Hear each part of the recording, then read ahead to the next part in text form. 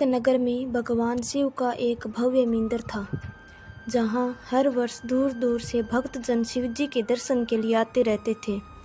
श्रावण का महीना था। दूर दूर से कावड़िए कावड़ लेकर भगवान शिव को जलाभिषेक करने आए हुए थे। मंदिर का परिसर भक्तों की भीड़ से भरा हुआ था। तभी अचानक आकाश में बिजलियां हुई और सोने का एक थाल उतरा।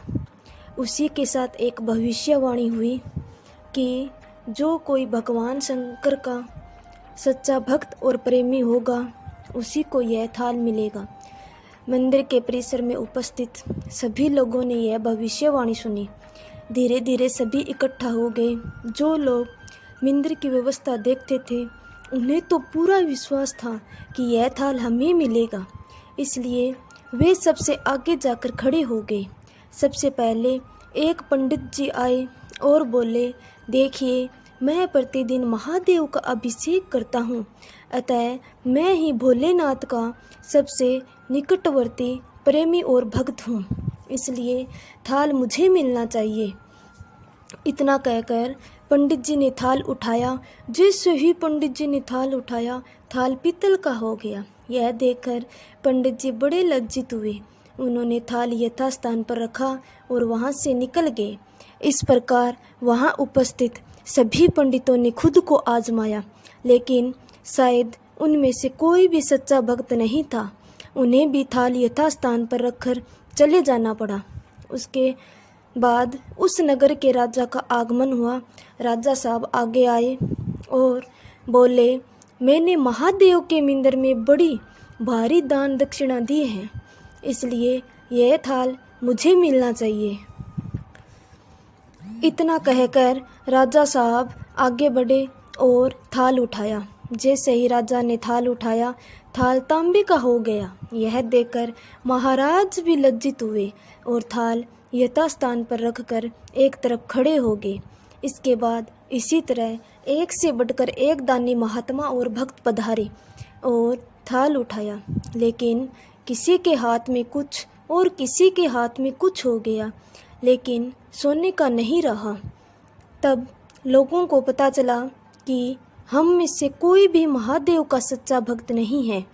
उसी समय एक किसान का आगमन हुआ। वो बेचारा महीनों बाद आज चातुर्मास के सोमवार के शुभ अवसर पर शिव जी के दर्शन करने आया था और गृहस्थी के बोझ तले दबा दिन रात खेतों में मेहनत मजदूरी करके अपना और अपने परिवार का गुजारा करता था। तभी रास्ते में आ ही रहा था कि कोई भिखारी मिल गया और कुछ खाने को मांगने लगा।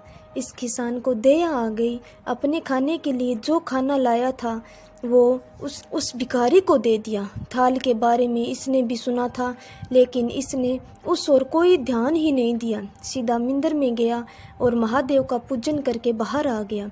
परिक्रमा करके जाने को हुआ, तभी पीछे से एक व्यक्ति बोला, भाई, तुम भी थाल को उठाकर देख लो, हो सकता है तुम ही वह सच्चे भक्त हो जिसके लिए यह थाल आया है।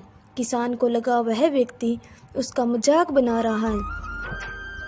किसान ने हंसते हुए कहा, भाई, मैं तो कभी कोई पूजा पाठ भी नहीं करता, महीनों ने एक आध बार आ पाता हूँ, मैं काय का सच्चा भक्त। वह अजनबी बोला, भाई, हम तो देख चुके हैं, हमारी भक्ति तो 2 कौड़ी की भी नहीं है, अब तुम भी अपना हाथ लगा कर देख लो। सोने का थाल मिले ना मिले, किंतु पता चल जाएगा कि तुम्हारी भक्ति में कितनी सच्चाई है।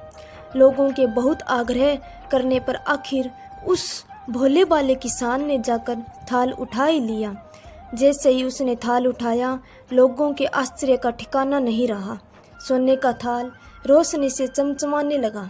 यह देख सब लोगों में खुशियों की लहर दौड़ गई। सभी लोग उसके जयकारे लगाने लगे और पूछने लगे कि भाई, तुम ही सच्चे भक्त हो, अब हमें भी बता दो कि कैसी भक्ति करते हो जिससे महादेव तुमसे इतने प्रसन्न हैं।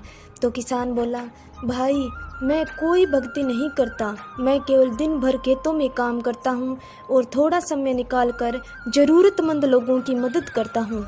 इसके अलावा मैं कोई विशेष कार्य नहीं करता। लोग पूछने लगे, तुम लोगों की मदद क्यों करते हो? हंसते हुए किसान बोला, सुकून। दूसरों के चेहरे पर मुस्कान देखकर मुझे जो आनंद और खुशी होती है उसे मैं शब्दों में बयां नहीं कर सकता।